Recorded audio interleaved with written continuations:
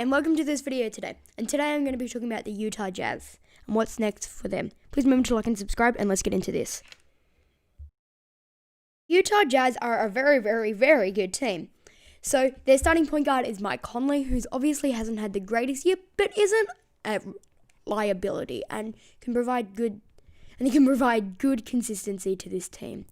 So their lineup is Mike Conley, point guard, shooting guard Donovan Mitchell, small forward Joe Ingles, power forward Royce O'Neal, and center Rudy Gobert.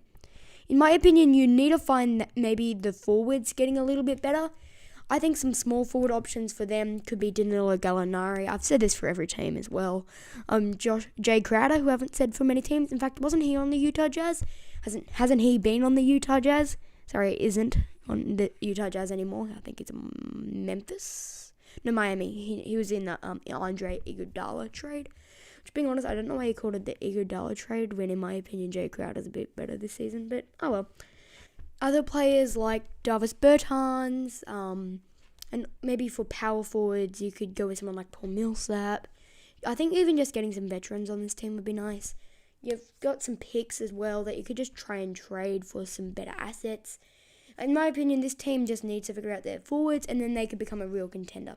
I think if they can stay competitive for the next 2 years, and then when the Lakers and the Clippers aren't good anymore, they could really, really try and make a push. So obviously you've got Paul Millsap, like I said, as a power forward. Maybe someone even like Serge Ibaka.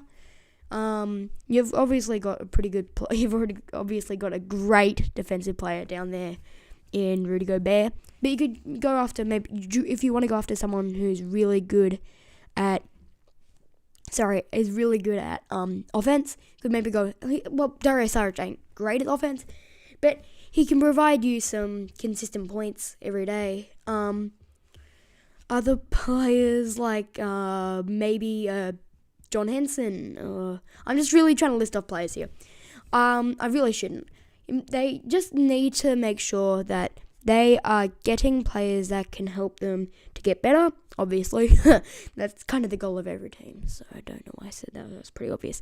But you want to try and figure out those forward slots, because you've got a great point guard, even better shooting guard, and a great defensive center. You just really don't. Joe Ingles has gotten worse, and Royce O'Neal is okay, but I wouldn't want him as a starting power forward at his height, and if you're going to try and contend, I wouldn't like him as that in that position. In my opinion, you want to try and switch it up a bit and try and go for someone a bit, maybe go for someone a bit taller and a bit more consistent, and I think that's what this team needs to do. Alright, this video is a lot shorter than usual because maybe I didn't have enough to talk about the Jazz. Maybe because they're such a kind of bland team to talk about. I mean, they're a good team, but there's kind of just no solutions right now, and I think this video I will definitely remake in next year. In fact, I'm going to be remaking every video, every team I've done this year, next year, and all the other teams. I'm going to try and do every team before the playoffs. I don't think that'll happen, but I'll try.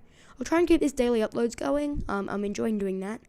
I'm kind of just cramming this into the end of the video to make the video look longer, so you can just click off if you want. But updates like the big series is starting to come out on my gaming channel, so watch that if you want.